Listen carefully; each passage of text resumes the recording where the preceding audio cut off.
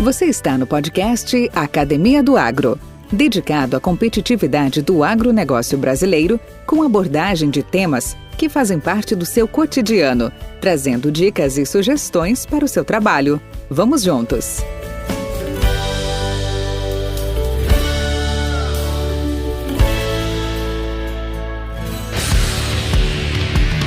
No início de abril, noticiado pelo canal Agro do Estadão e tendo como base de consultas e informações o Money Times, a XP Investimentos e o CPEA-USP, o assunto abordou o que é o risco Brasil e como ele impacta o agronegócio. Com o risco país alto, o Brasil perde oportunidades, o que pode impactar negativamente as relações comerciais, como a do agronegócio. Um ano depois do início da pandemia, as perspectivas macroeconômicas do Brasil ainda são incertas, devido ao agravamento da situação sanitária do país. O cenário fez com que o risco país tenha aumentado, repelindo investidores e impactando negativamente as negociações. Um dos fatos mais recentes na piora desse indicador foi a troca do presidente da Petrobras, que, associado à demora do andamento da vacinação, colocou o Brasil no maior nível desde novembro. Agora, o risco Brasil soma 217 pontos. A alta é de 14% e se mostra bem superior à observada em outras economias emergentes, como a do México, que aumentou cerca de 7%, da Rússia, 2%, da África do Sul, 4% e Turquia, 3%. Mas afinal, o que é risco Brasil? Segundo a XP Investimentos, o risco país ou risco Brasil é um conceito econômico que expressa a probabilidade da insolvência de um país frente aos investidores estrangeiros. Exemplificando, quando estrangeiros pensam em investir no país, este risco é analisado como sendo um termômetro da capacidade da nação de honrar seus compromissos financeiros e dívidas, sobretudo em momentos de incerteza como o da atualidade. Assim, fatores externos à economia, como a política nacional ou qualquer situação que cause instabilidade, são levados em consideração na hora de definir o nível de risco. Há dois instrumentos para medir o risco de país: o Emergency Market Bond Index Plus, o EMBI+BR, que é, de acordo com o Banco Central, um índice ponderado composto com instrumentos da dívida externa negociada em dólar por governos de países emergentes. E há o Credit Default Swap, o CDS, que é como se fosse um seguro contra eventuais calotes do pagamento de títulos públicos. Qual é o impacto dessa taxa no agronegócio? No momento, o risco Brasil ainda não impactou negativamente o agronegócio, principalmente os contratos futuros, que têm mantido a oferta e a demanda. O Banco Mundial projeta um crescimento de 3% do PIB brasileiro em 2021, depois de uma queda de 4,5% em 2020. Porém, será necessário um crescimento de 5% para voltarmos ao baixo patamar de 2019. No caso do agronegócio, a estimativa do Centro de Estudos Avançados em Economia Aplicada, o CPEA, para 2021 é de crescimento de 1,5%. Há expectativas de crescimento de 3,1% na produção de grãos, com destaque para a soja, que pode crescer 7%. Em contrapartida, o feijão e o arroz devem cair 2,5% e o algodão 12%. Do lado da pecuária, a oferta de bovinos continua pequena. Espera-se um aumento de 5,5% para aves e um de 3,5% para suínos. Isso significa que o setor deve se manter estável pelo crescente demanda por commodities na China, como soja, milho, algodão e açúcar, nas vendas antecipadas, bem como algodão, carne bovina, suína e de aves. Contudo, com preços internacionais firmes, pressões internas podem ocorrer principalmente com o câmbio fora do controle e a falta de resolução dos problemas ocasionados pela pandemia. Esses problemas são desafios bem grandes para a atual estabilidade do setor do agronegócio. Podcast Academia do Agro. As questões ligadas à qualidade operacional são objetos de estudo em todos os setores econômicos, principalmente na indústria. E no agro, é diferente? Claro que não. Estudos sobre qualidade das operações agrícolas vêm crescendo no campo, nos centros de pesquisas e nas universidades, sendo que é possível estabelecer premissas básicas para subsidiar ações práticas como o monitoramento da qualidade operacional. Os parâmetros para este monitoramento são chamados de indicadores de qualidade e podem ser quantitativos ou serem subjetivos. Indicadores de qualidade do tipo quantitativo são aqueles que o agricultor ou o engenheiro agrônomo pode medir, ou seja, indicadores cuja medida pode ser tomada em quilos, centímetros, em reais, em tempo, etc. Indicadores de qualidade classificados como subjetivos são aqueles que podem ser observados através da constatação de presença ou ausência, como é o caso da avaliação quanto à presença de quebras, trincas, mau posicionamento, perdas, desperdícios, etc. Para cada operação agrícola, é possível determinar suas características de desempenho, mediante a análise dos seus indicadores de qualidade, isto em todo o ciclo operacional das culturas. Dessa forma, monitorando seus efeitos e diagnosticando a qualidade final de produção. Entre o preparo do solo, pré-plantio, até o pós-colheita, há uma diversidade e sem números de operações. Para melhor ênfase, vamos exemplificar com o processo de semeadura no plantio direto, citando alguns importantes indicadores de qualidade como eficiência de corte da palha pelo disco ou rompedor de solo, dosagem e posicionamento da semente, fechamento e abertura do sulco, dosagem e posicionamento do fertilizante. A qualidade de corte da palha é um fator norteador de todo o processo de funcionamento da semeadura, pois dele depende as condições de atrito da roda motriz, bem como a atuação dos posicionadores ou sulcadores de fertilizantes e de semente, e logicamente dos mecanismos cobridores. Um eficiente corte de palha pode ser analisado pelo grau de afastamento de palha que o disco ou rompedor, conhecido facão, provocou, como também pelo número de ocorrências de embuchamentos e de paradas. Podemos concluir que a popularização do uso de controle de qualidade nas operações agrícolas é uma questão de tempo e, com o advento da agricultura de precisão, as análises de desempenho ou performance operacional estão norteando todas as estratégias e táticas para viabilizar altas produções agrícolas com qualidade, competitividade e contribuindo para a perenidade produtiva dos solos tropicais. Engenheiro agrônomo Edson Masao Tanaka, professor de ensino superior da FATEC, da Sunji Nishimura em São Paulo, é o nosso entrevistado, especialista na qualidade das operações agrícolas e mecanizadas, competente na precisão da agricultura. Podcast Academia do Agro. Boa tarde, Dr. Edson Masao Tanaka.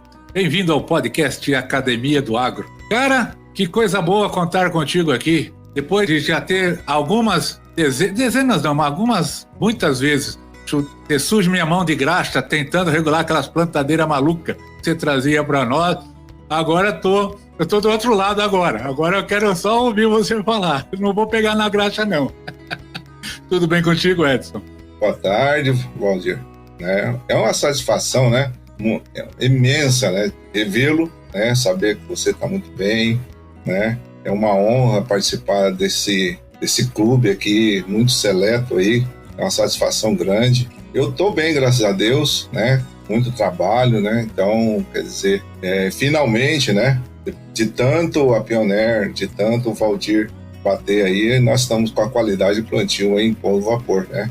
Virou moda, né? Eu tô muito feliz, né? De estar participando aqui, de vê-los, escutar velhos amigos aí, companheiros que cruzou nossa vida aí da Pioneer, né? O Chico, né? O Ademir, né? Então todos eles aí é muito, muito bacana, né? A gente escutar histórias deles, né? Conhecê-los um pouco mais, né? E revê-los, né? Isso é muito bacana. Que bom, Edson. Eu fico muito feliz também, muito contente de rever o amigo com saúde, aí na sua maturidade profissional aí, em atividades intensas. Vi alguns dias atrás, você está rodando todo o Mato Grosso aí, né? Com seu trabalho, com a sua experiência. E é muito importante até para a nossa audiência, para os nossos ouvintes, para os nossos colegas, o compartilhamento de um trabalho muito bacana, muito bonito que você faz, que é o que o pessoal tecnicamente chama de qualidade operacional, né, de atividades agrícolas, e em particular nessas etapas tão importantes, né, no processo de produção agrícola. A gente fala de manejo de cobertura, aplicação de agrotóxicos, semeadura, adubação de cobertura, colheita, ciclos operacionais diversos, né? E uma das coisas que a gente cultivou e promoveu bastante, e inclusive nós dois tivemos bonitos trabalhos junto a várias equipes com isso, é na questão da qualidade de plantio, né? De você obter a melhor plantabilidade, melhor adequação dessa automação que está aí hoje cada vez mais presente, junto aos diversos sistemas de plantio que temos aí por esse Brasil. Mas, como você já conhece o nosso podcast, a nossa primeira etapa é falar um pouco do Edson Tanaka. Gostaríamos de conhecer um pouco a sua origem, a sua história, onde tudo começou. Eu me lembro, eu já falei isso também em outros episódios, que quando eu era criança, eu queria ser astronauta e jogador de futebol. E virei agrônomo. Cara, que felicidade, sou um cara realizado. E você, também queria ser astronauta? O que você sonhava ser quando pequeno? Valdir, eu sou do interior do estado de São Paulo, né? Eu sou da região de Araçatuba, né? Especificamente de Guararapes.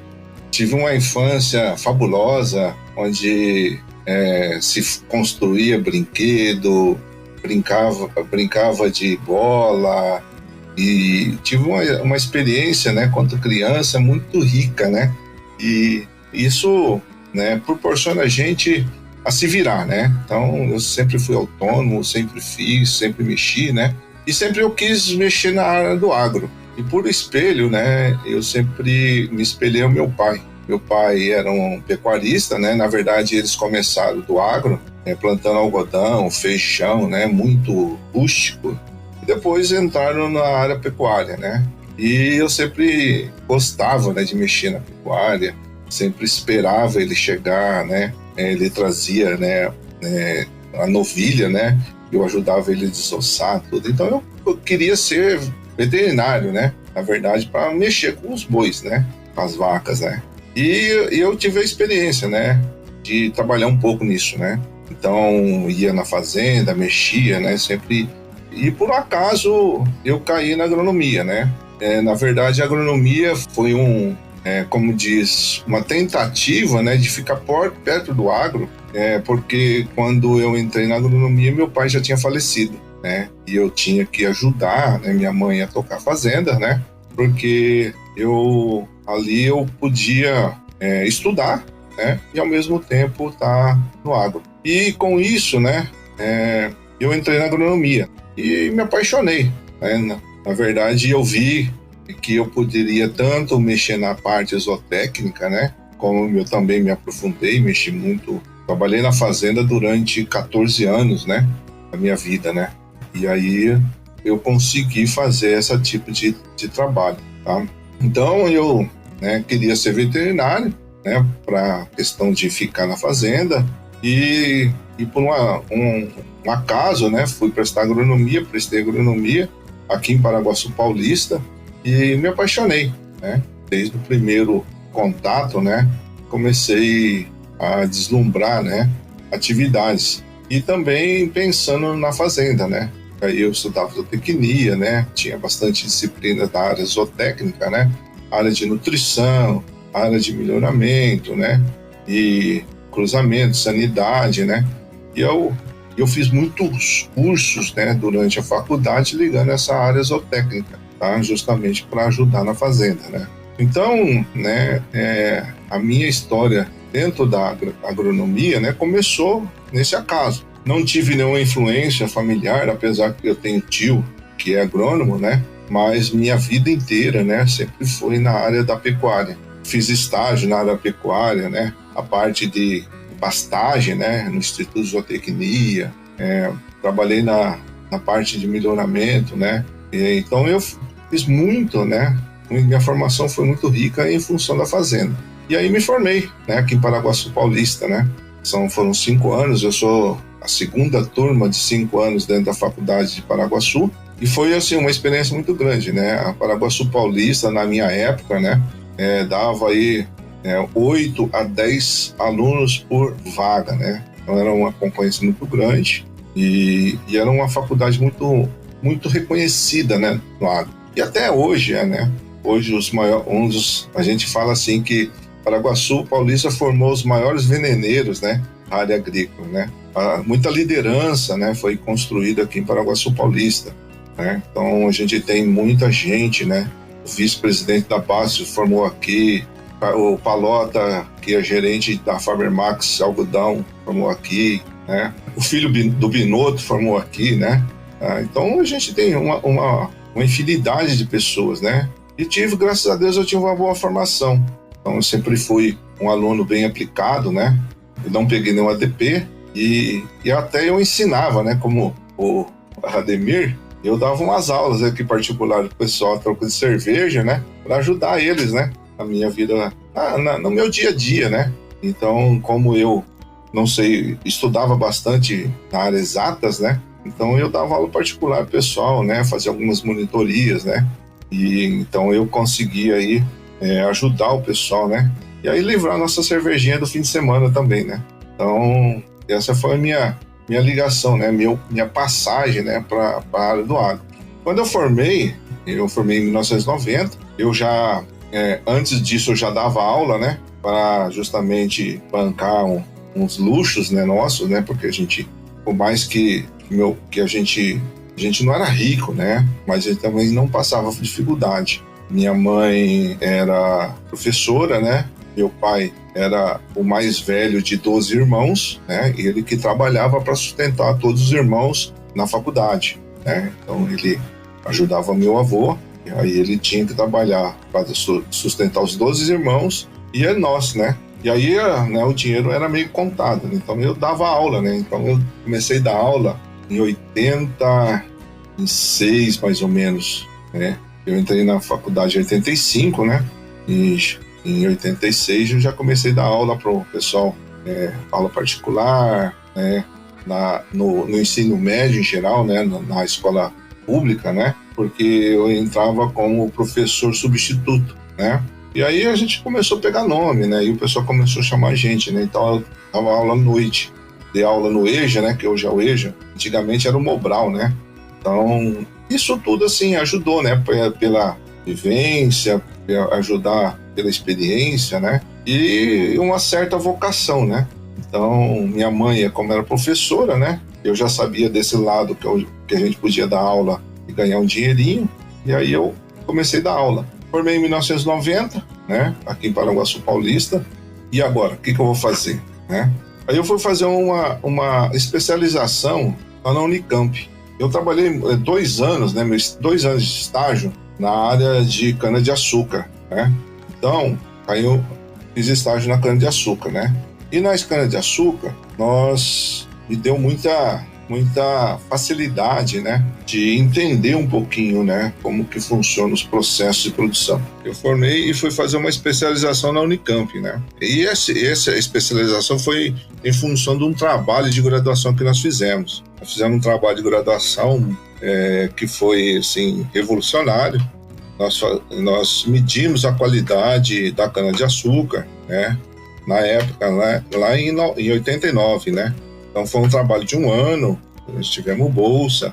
Inclusive esse professor hoje é da Embrapa, ele trabalha hoje na Embrapa lá em São Carlos, né? Ele é especialista, né? Um cara visionário, né?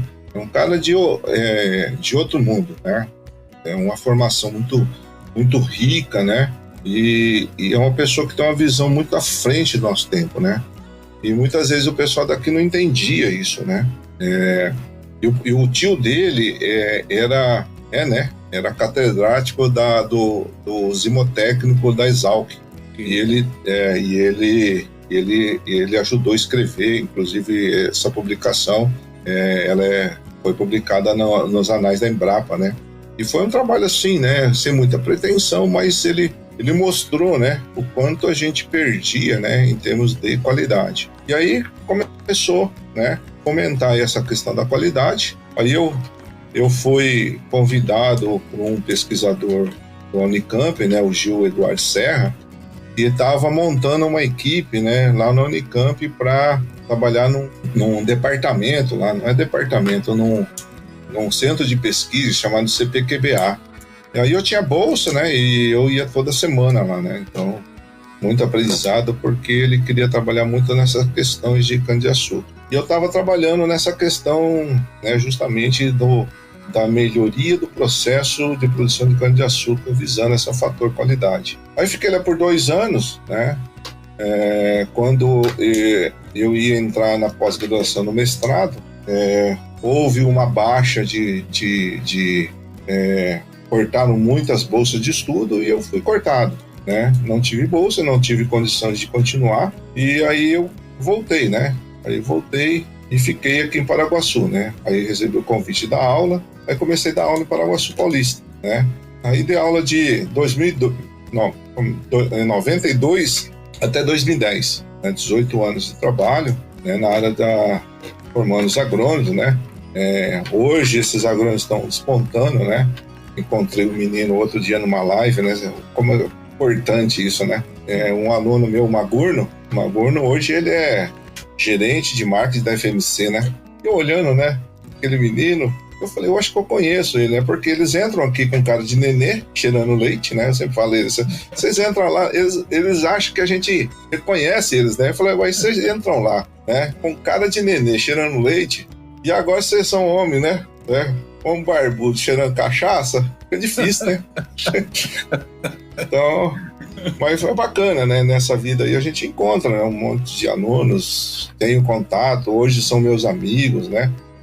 Ex-alunos aí. Então eu tenho um menino lá que eu acabei de vir de lá, né? Do Paraná, o Cleverson Emílio Guinan. Ele é um cara que mora em Sorriso, um cara que saiu do zero e hoje ele é um cara realizado profissionalmente, financeiramente, família, né? Então a gente vê, né, que e toda vez que eu vou lá, se eu não for na casa dele, ele briga comigo. Então tem que ir lá. Então é bacana, né? Então eu fiquei 18 anos na faculdade e depois em 2010, né? O senhor já estava na frente lá da Biogene, do treinamento, né? Treinamento Isso. E aí eu fiquei só com a Pioneer, né? Trabalhando com a Pioneer de Biogene, né? Aí eu fiquei até 2012, né? E aí em 2012 eu prestei o concurso, né? Aqui da FATEC Pompeia. A FATEC Pompeia é uma instituição de ensino público-privada. É um curso de mecanização e agricultura e precisão. Nós somos o único curso do mundo. É uma parceria aí da Fundação Nishimura com o governo do estado. Eu sou funcionário do Dória. E a estrutura, né? Tanto em termos de logística, do patrimônio, é da Fundação Nishimura. E aí nós estamos construindo lá, né, desenvolvendo pessoas para essa nova tecnologia, né, nessa nova agricultura. Então, e é muito gratificante, né, saber que também que já gerou frutos, né.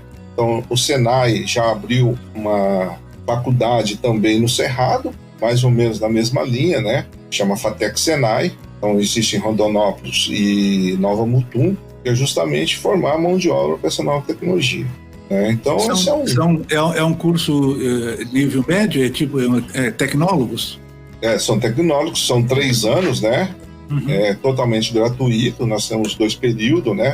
Diurno e noturno, né? Nossa concorrência média aí dá em torno de 6-1. A gente considera em termos médios de concorrência, né? Uhum. O perfil dos nossos alunos são de 30 a 40% são pessoas já formadas no curso superior, né? Ou agrônomos, ou engenheiros, mecânico, elétrico, mecatrônica, nós temos de tudo lá. E nós temos muita gente da ETEC, né? São os técnicos agrícolas. E aí o pessoal, né? Formando o pessoal para essa nova tecnologia. Então lá eu estou desde 2012, né? Prestei o concurso no final de 2011. 2012 eu assumi e estou lá até agora, né? Sou responsável por 2 disciplinas, né? No quinto e sexto termos, ligados a máquinas agrícolas, chama Máquinas Agrícolas 1, que fala sobre colheita, né? Eu trabalho com colheita de cereais, cana, café e algodão. E nós temos uma disciplina chamada Operação de Máquinas de Precisão 3, que fala aí da operação, né? A questão operacional. E aí eu tento incluir, né, alguns conceitos, né, que nós aplicamos, né, na área industrial, né, com vista à qualidade, né? Então nós, como a Jato, ela trabalha com a metodologia Kaizen, né? E então hoje já faz algum tempo que eu aplico os conceitos da tecnologia Kaizen, né, na agricultura, né? E um deles é essa questão da qualidade, né? As questões das medições, né? Então, isso faz parte da tecnologia Kaizen. Logicamente que agora com um pouco mais de força, né? Por quê? Porque existe uma linha, né, hoje de trabalho na agricultura chamada Lean na agricultura, né? É justamente a mesma metodologia. A diferença é que a Kaizen é desenvolvida pela Toyota, né? E a Lean, ela é praticada pela Mercedes, né? Mas o problema não é quem é o fabricante, é os conceitos, né, que você aplica, né? Então hoje a gente aplica isso na agricultura. Isso é bacana, né? Porque muitos conceitos nós estamos escutando, né, em função dessa mudança, né? Então, por exemplo, na hora que a gente fala assim de processo, né? Processo, qualidade, né? Então, quer dizer, a gente já está preocupado, medições, né? Na hora que a gente fala em telemetria, aí a gente já está entrando nessas metodologias, né? Logicamente de uma roupagem diferente, não tanto na área de engenharia mecânica, né? Mas é o mesmo conceito, né? E aí onde nasceu, né? Quando a gente instituiu, começou a trabalhar essa questão do treinamento, né? Foi justamente essa questão de se levar o conhecimento, né? Tanto teórico como prático, né? A gente ligar os dois, para você, logicamente, ter a questão da fixação do conhecimento e levar esses conceitos, né? Da qualidade, da medição, né? Do monitoramento, né? Tudo isso aí são importantes. Então, quando se começou lá atrás, né? Primeiro lá com o Coitinho, né? E foi justamente... então, minha vida na Pioneer começou lá atrás, né?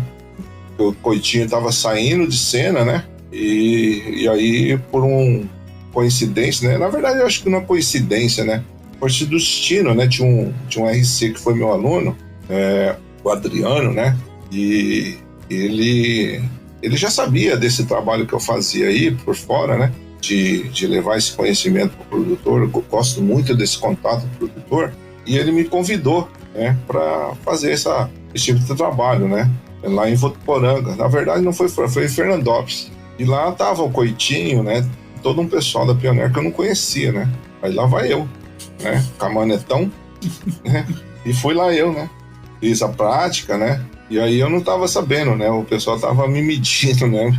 Me avaliando, né? O Coitinho tava lá, acho que o Coitinho falou assim, acho que é da meia boca, né? E aí foi minha ligação, né? Então, assim, né? Todos esses conceitos, né?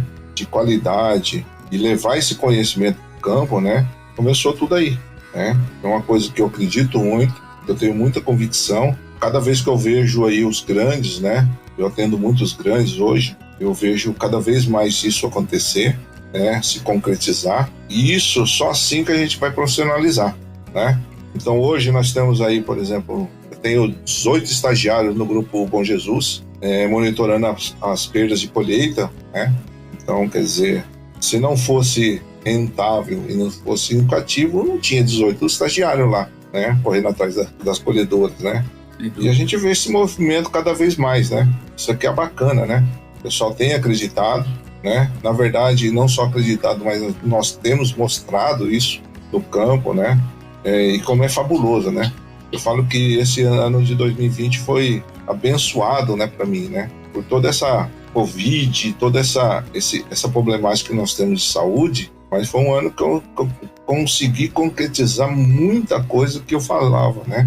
Então hoje eu tenho documento disso aí, né? Então, o quanto é importante o conhecimento, o que é o conhecimento em função de informação, o que é importante que as coisas acontecem não é com máquina, né? As coisas acontecem com pessoas, e isso que eu consegui concretizar tudo isso, documentar tudo isso, né? Então hoje, inclusive, minha apresentação da parte teórica mudou totalmente, né? Porque justamente eu consegui, né? Porque antes eu só falava, não mostrava. Agora eu tenho que mostrar, né? Eu provei, né? Então isso que é bacana, né? Então isso muda toda uma sistemática e uma forma de olhar diferente do que acontece, né? Podcast Academia do Agro. Ô Edson, cara, você numa das atividades do trabalho, da profissão mais nobres que existe na humanidade. Pô, Valdir, mas você exagerou, humanidade. Ser professor, ensinar, capacitar não é para qualquer um, não. Treinar alunos é uma profissão mais do que nobre. Hoje, você, no topo da sua experiência, de toda a sua trajetória profissional, quais as diferenças que você vê ou quais são os desafios que você percebe no perfil destes alunos, desses jovens que estão entrando no mercado ou que estão no mercado e estão se capacitando de 20, 30 anos atrás para hoje? O que mudou? Ou o que evoluiu? Assim, antigamente, né, assim, vamos colocar, não muito tempo atrás, uns 10 anos atrás, né, eu sou da época que não tinha computador, né, a gente tinha aquelas televisão, né, muito grande, era cartão, não era disquete, não. E aí o negócio foi evoluindo. O que eu vejo hoje, né, antigamente a gente se virava muito, né, então não sei se é pela formação. Eu acredito que seja muito a formação da criança. Então, como a gente precisava se virar demais, né? Então, até hoje a gente se vira demais, né? Então, hoje eu vejo que a pessoa quer muito pronto, né? Então, você dá uma coisa para a pessoa ler, ela não lê, ela quer um resumo daquilo lá. Aí você resume aquilo lá, ele quer o resumo do resumo, né? Então, ela quer uma coisa muito instantânea, muito rápida, né? E o conhecimento, ele precisa de etapas, né? A gente não pode pular, né? Então, tem coisa que não dá para pular, né? Então, não adianta, né? Eu vejo muito assim, o cara quer operar uma máquina, mas não conhece a máquina. Aí eu falo para ele, mas como que você vai operar uma máquina se você não conhece, né? Então, é diferente de apertar botão, né? Então, eu falo assim, você quer ser um macaco adestrado? Então, eu acho que isso está faltando, né? De um lado, para o aluno, essa questão, e de um lado, do profissional, né? Então, o profissional não teve muita oportunidade de aprender e entender como funciona a máquina, né? Então ele foi, eu chamo o método macaquinho, né? Ele foi vendo o outro fazer, repetindo aquela mesma prática, né? Eu fiz uma pesquisa, vamos colocar aí, há uns 15 anos atrás, qual que era o perfil do colhedor de máquina de cana-de-açúcar, né? E todo mundo aprendeu olhando, né? Então é uma coisa muito difícil, né? Então, para você dirigir uma máquina, né, que custa, vamos colocar R$1 milhão, um macaquinho adestrado serve, né? E para você dirigir uma motoquinha, você tem que fazer uma autoescola. É uma coisa que não encaixa, né? E, então, hoje já tem, né, vários trabalhos em função da formação profissional, o que o profissional deve fazer, né? Então, isso está ajudando bastante. Mas a gente está uma corrida desigual, né? Então, quer dizer, nós estamos chegando perto da formação, mas a tecnologia está sendo muito rápida, né? Então, a gente não está conseguindo, né? Esse ano passado, retrasado, eu tive uma experiência. Eu tenho um amigo, né, que é o Fernando, ele mora lá em Campo Verde, né? Ele já foi o presidente da Associação Brasileira de Algodão, e ele comprou 2 trator Fendt, 2 colhedoras Fendt, 2 Momento Fendt, e não tinha operador. Não tinha pecinha atrás da máquina, não achava. Aí ele me ligou, né, desesperado, falou assim, Tanaka, me ajuda, né? Eu já rodei uma safra com os caras aqui, não é a mesma máquina, não consegue, você precisa arranjar um cara. Aí eu tinha um orientado meu que voltou dos Estados Unidos, o Diego, né? Aí eu falei, Diego, vai lá ajudar. Aí ele fez uma proposta, entraram no acordo e tá lá até hoje, né? Aí ele tá conseguindo, a partir dessa safra, o negócio já rodar, né, bem redondo. Então, o que eu acho que assim, né, muitas vezes a pessoa quer muita facilidade, né? Então, e muitos professores estão querendo facilitar uma coisa que não tem como facilitar, né? Não tem como resumir. Então, aí começam os problemas, né? Então, eu vejo isso, né? Quando eu saio ao campo, né? Então, uma delas foi a máquina, né? Então, quer dizer, uma das frustrações que eu tinha quando professor de máquina, eu falava para os meus alunos, falava assim para eles, estuda a máquina. Ah, professor, mas a gente quer saber do herbicida, a gente quer saber do fungicida, da praga, da doença. Eu falava assim, mas eu falava assim para eles, não existe nenhum insumo que não depende de uma máquina. E isso vai ficar pior. E aí a gente já tem esse buraco, né? Por isso que a família Nishimura teve essa condição. Eu sou bem privilegiado ali, sabe? Por quê? Porque nosso aluno, ele é um pouco selecionado, né? Então, a gente seleciona. Fora isso, nós temos o apoio da família Nishimura, que eles trabalham muito com o conceito de valores, né? E o valor, né, é importante, né? Então, nós temos os valores da FATEC Pompeia, né? Nós temos os valores da família Nishimura. E lá a gente bate muito isso, né? Tem uns que mais, outros menos, né? Mas é uma coisa que eu admiro muito neles, né? Essa questão de valores, né? Valores da família, valores da... Nós temos os 10 mandamentos da FATEC, né? E fica lá no quadro, né? Tem um quadro toda a sala, né? Então existe os valores da FATEC, né? Que a gente chama de Fundatec, né? Que é a Fundação Nishimura com a FATEC. E tem os valores da turma, né? Então cada turma ele tem um pôster que ele tem os seus valores, né? E aí a gente bate muito em cima disso, né? Então ainda a gente tem muito respeito, né? O pessoal faz trabalhos, né? Só para você ter uma ideia, né? 18 anos que eu fiquei na faculdade, minha produção científica foi muito pequena, né? Acho que de maior proporção foi essa de qualidade de plantio que nós publicamos no Congresso de Milho em Goiânia. De lá para cá, quando eu entrei na Fundação Nishimura, acho que eu tenho mais de 100 publicações. Publicações em anais de congresso, publicações em revistas Quali B. Então, isso motiva muito, né? O nível de trabalho, né? De pessoas. Só meus ex-orientados, eu tenho 5 ex-orientados na pós-graduação, a nível de doutorado, né? Isso é bacana, né? Ver esse pessoal fazendo coisas diferentes e fazendo a diferença, né? Eu falo para eles assim, né? Que eles têm que eles são um patinho feio, né? Porque eles têm que mostrar o valor do tecnológico, né? E tem a moçada que está mostrando o super valor, entendeu? Então são um pessoal muito bacana, né? Então nós precisamos um pouquinho mais, né, desse pessoal, né? Não sei se é a nova forma de ensinar, mas a gente precisa de passos, né, concretos e sólidos para construir o conhecimento, né? O conhecimento não cai de paraquedas, não insere, né? A gente não consegue enfiar na cabeça do moleque, né? Ele tem que aprender. Podcast Academia do Agro. Edson, tem muito do que você comentou, mas há o seguinte, né? Você fez uma frase no início da sua apresentação e que eu daria um resumo dela também, né? A dor ensina a gemer. Muitas coisas que nós fizemos no início da nossa carreira, do nosso trabalho, porque não tinha outra opção, não tinha jeito de... Você não tinha um computador, você não tinha um Google para pesquisar, ou você ia na biblioteca para você buscar aquela informação, não tinha outra chance.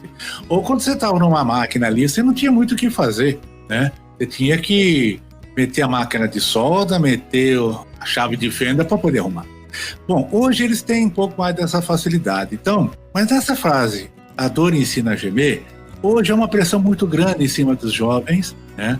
E em cima da gente também, óbvio, nós profissionais, que são essas tais de inovações tecnológicas. Hoje nós vivemos um ritmo, não vou dizer alucinado, mas muito intenso, de novidades, de inovações, as indústrias fazendo seus upgrades, que era de ano em ano, hoje é de semana em semana. Nem vou entrar na área informática, porque é de hora em hora, né? Mas com novos equipamentos, com novas precisões, com novas metodologias, com tamanho, com potência, com capacidade, com precisão muito grande, né? E aí te pergunto, isso aí também leva esses jovens, esses nossos aprendizes, vamos chamar assim, eles têm que se acelerar. Apesar de, talvez seja aquela ansiedade, né, de querer sentar logo na janelinha, mas na verdade é porque existe uma inovação muito grande vindo aí, não é verdade? Sim. Então, assim, te pergunto, essas inovações hoje dão uma nova configuração na tal de agricultura de precisão, o Edson? Ô Valdir, é o seguinte, né? O que eu acho, né? Tudo isso eu chamo de agricultura, né? Essa agricultura nós chamamos de agricultura do conhecimento, né? A agricultura de conhecimento, é tudo isso que nós estamos vendo junto. A automação, a telemetria, a agricultura de precisão, né? O uso da inteligência artificial e mais, né? Nós tivemos há 5 anos atrás uma palestra com o pessoal da China, né? O pessoal da Jata trouxe o pessoal da China para falar sobre isso para nós, né? E ele mostra tudo isso, né? Quanto nós vamos evoluir, né? Nós precisamos preparar esse pessoal. Vai vir muita coisa e muita coisa está parada porque nós não temos pessoas. Então, muita se fala da agricultura 4.0, né? Vai diminuir pessoas? Não, né? Vai diminuir pessoas não preparadas. Vai necessitar e é necessário de pessoas preparadas. Então, assim, né? Então hoje vamos falar um pouquinho de colheita. Eu tenho máquina que o operador, ele só liga a máquina. O resto a máquina faz em tudo, entendeu? Então ela usa a inteligência artificial, ela desregula, ela muda, ela faz tudo, né? Mas eu preciso de gente que calibre o sistema. Ela não vai se autocalibrar, né? Então eu tenho lá os indicadores de perdas. Eu preciso calibrar a sensibilidade, porque se eu não calibrar a sensibilidade, eu não vou ter a resposta que eu quero, que é necessário. Então eu tenho muito isso hoje em campo. A máquina tem muitos dispositivos, mas as pessoas não estão sabendo, né, fazer essa utilização correta. Eu sempre falo assim, em tom de brincadeira, né, que se o cara tem o instrumento, ele tem que saber usar o instrumento, senão atrofia, né? Então ele tem que saber. E por mais que a gente tenha, né? Então, por exemplo, esse ano eu fiz as medições da Isaac da Emergency, né? Que é a nova máquina da John Deere. Ela tem muita coisa boa, né? Mas vamos voltar aqui lá. Eu preciso da calibração, senão ela não funciona. Eu preciso da pessoa fazer isso, senão ela não funciona. Aí eu começo a limitar ela, né? Então eu começo a limitar ela. E aí, né? Eu preciso de pessoas também com conhecimento, senso crítico, para começar a questionar certas coisas que estão por aí, que não é bem assim como funciona, como se entrega, como se vende, né? Então nós precisamos criar todo esse conhecimento prático, nós precisamos conhecer os conhecimentos básicos, então nós estamos sendo meio atropelados, certo? E por isso que esses sistemas, por exemplo, de levar o conhecimento ao campo, que começou lá com a Pioneer, né? Hoje eu estou na plataforma da Orbia, né, da Bayer, né? É o maior case de sucesso. Todas as empresas copiaram e foram a fundo, né? Todo mundo trabalha com isso. Por quê? Nós precisamos. Porque o conhecimento, Valdir, hoje dobra a cada 18 meses. Você vê a loucura que é. Daqui 18 meses, o conhecimento do mundo dobrou. Verdade. E fora isso, né? Eu coloco até na minha transparência lá, a rapidez com que esse conhecimento é difundido, entendeu? Então, o que vai acontecer, né? Eu concordo, né? Quando o Chico falou lá que vai ter o RTV que vai levar a informação para o produtor. E isso é importante, sabe por quê? Porque o produtor vai precisar de conhecimento para essa dinâmica, não vai ter tempo, né? Então nós vamos ter que levar esse conhecimento. Então nós vamos ter que pegar pessoas, selecionar esse conhecimento, fazer a efetividade desse conhecimento e levar para ele, né? Então eu acredito muito nisso, né? E é uma discussão muito grande que a gente tem, que eu tenho com os RTV, justamente isso, né? E logicamente, né, essa é uma forma importante, como a gente tinha lá no Pioneer, né? Desse relacionamento, né? Tratar o agricultor não só como uma pessoa que vai fazer o cheque, né? Mas sim um consumidor, né? Que merece todo o respeito, né? E fazer com que ele cresça, né? Porque ele crescendo, nós crescemos junto, né? Então eu acredito muito nisso, né? Levar esse conhecimento ao campo. Então, isso para mim na faculdade é muito importante. Por quê? Porque eu tenho um lema que fala assim, né? Ensinar o que eu sei, praticar o que eu ensino. Né? Isso é muito importante para mim, porque quando eu pratico o que eu ensino, né? Eu tenho certeza, convicção que aquilo funciona. Né? Então, acho que é do Marcelo Cortella essa frase. E isso aí me bate, né? Nos últimos anos, assim, com muita força, né? E por isso que eu trabalho aí no agro, né? Tenho a felicidade de conhecer o Brasil inteiro e trabalhar com as melhores empresas, né? O agro, né? Trabalhei aí, estou trabalhando com o pessoal da BASF, estou trabalhando com o pessoal da Monsanto Bayer, né? Estou trabalhando com o pessoal de outras, né? Da Grupo Agromen, né? Que está o nosso amigo Arno, né? Então, isso é bacana, né? Porque eu consigo levar isso aí, praticar o que eu estou ensinando, aí eu levar para eles, né? Então isso é bacana, né? Então nós precisamos ter essa ligação. E eu bato muito com os moleques, eu falo assim, ó, vocês vão ter que trabalhar, né? E é bacana, esse ano, por exemplo, né? Então eu dou muito trabalho de manutenção, né? Aí o menino, esse ano, me mandou um e-mail e falou assim, ó, professor Tanaka, muito obrigado pelos ensinamentos de manutenção. Arranjei um estágio de manutenção no grupo SLC. Olha que bacana, né? É gratificante, então, né? É muito bom. É muito bom. Né? Podcast Academia do Agro. Edson, e me fala uma coisa, já estamos chegando aí nos nossos finalmente, e aí, e o futuro? O que você tem projetado como na sua trajetória profissional para 2021, 2022, 2030 e 2050? Você sabe que a longevidade aumentou agora, né, cara? Não, é assim, uma coisa que eu nunca vou largar é a minha prática, né? Então, eu posso largar de dar aula, mas a minha parte de ir lá no cerrado, de ir lá com os agricultores, eu nunca vou largar. Isso aí é muito apaixonante, sabe? Então, por exemplo, ontem mesmo, um produtor de Formosa, né? Esse ano eu fiquei um mês lá em Formosa. Olha só. E aí eu lembrava, né? Lembra lá do Rio Preto, até o Rio Preto? Famoso Rio Preto. Famoso Rio Preto. Então, e aí eu fui lá, aí o produtor me mandou, falou assim, professor, eu plantei o feijão daquele jeito que você falou, produziu 53 sacos por hectare. Eu nunca produzi tanto na minha vida. Eu falei, ué, com essa falta de água? Ele falou, professor, Aí ele mostrou o plantio dele de soja, belezinha. Tá plantando milho, parece que foi colocar na mão. E aí eu falei, aí ele falou assim, mas professor, mas eu tenho aquela plantadeira case antiga, né? Eu falei, não tem nada. Eu falei assim, o que a gente tem que fazer? Fazer o de melhor que se a gente tem, né? Acabou. E é isso que ele está conseguindo. Então, essa é uma coisa. Então, quer dizer, o pessoal do Cerrado está me exigindo muito, né? Cada vez mais, graças a Deus. Eu não sei, talvez eu tenha que voltar na carreira solo de novo e enfrentar o Cerradão de novo aí e ver até onde eu vou, né, Valdir? Estou pensando aí em entrar em umas startups, né? Tem uma startup que eu estou namorando faz um tempo, vamos ver se eu consigo entrar. Não é fácil, né? Porque é uma mudança de vida, de paradigmas, de conhecimento, né? É uma startup de tecnologia, né? Mas é um desafio, né? E é isso que eu estou vendo, né?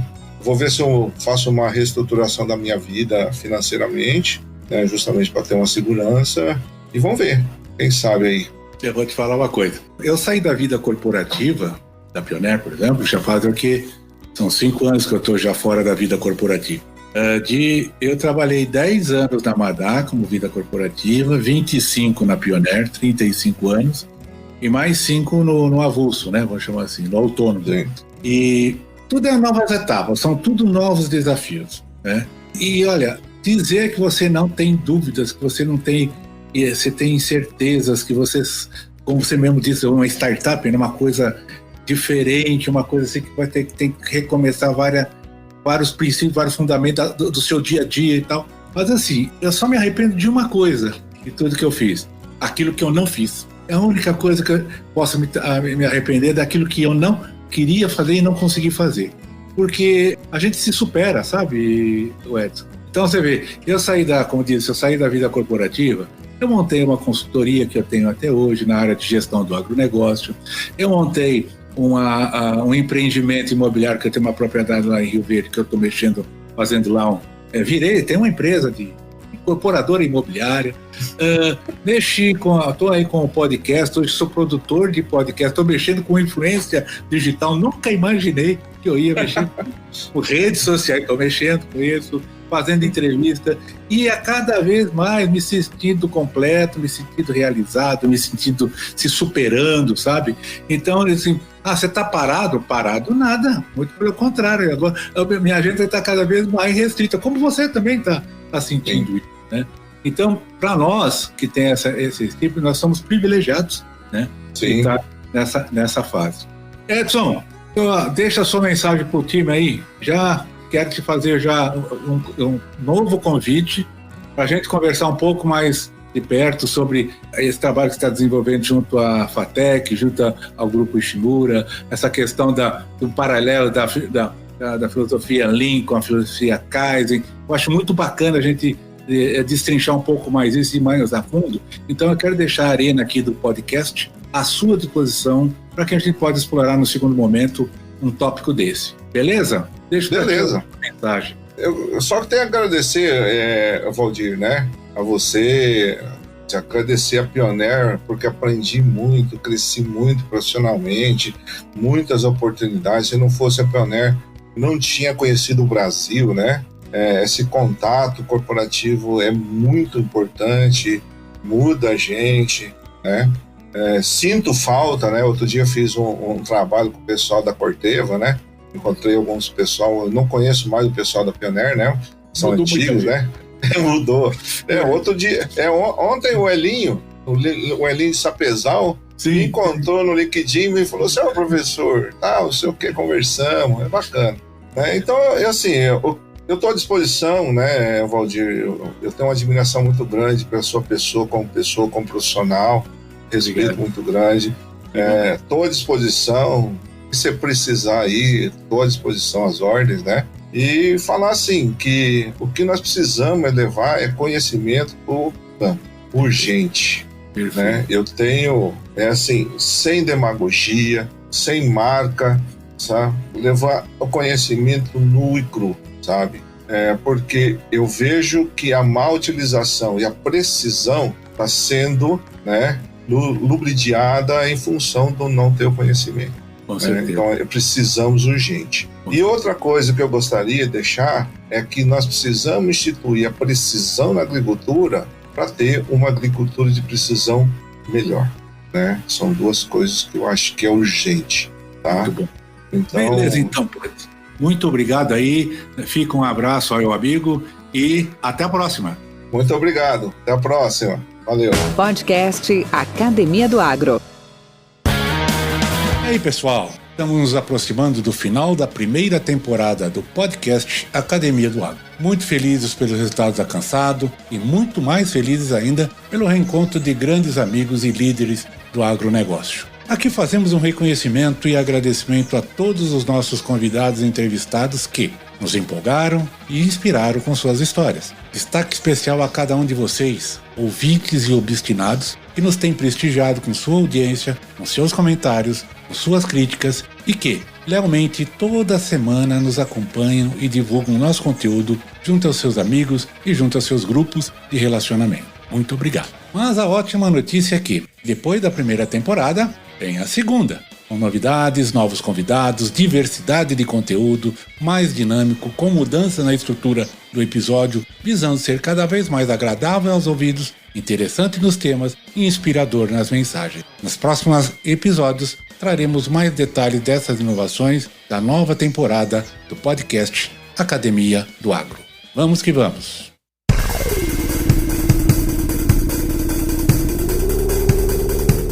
A realização dos episódios do podcast Academia do Agro tem como responsáveis este que vos fala, Valdir Franzini, atuando como produtor e apresentador, a Rosane como revisora de cada um dos clipes e os líderes e agroempreendedores como nossos entrevistados. Lógico, grande sucesso vem de vocês que nos ouvem e nos motivam a fazer cada vez mais e melhor.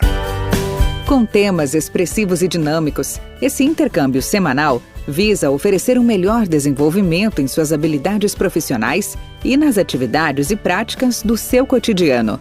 Somos da Academia do Agro, o podcast para todos aqueles apaixonados pelo agronegócio. Te aguardamos no próximo episódio. Até lá!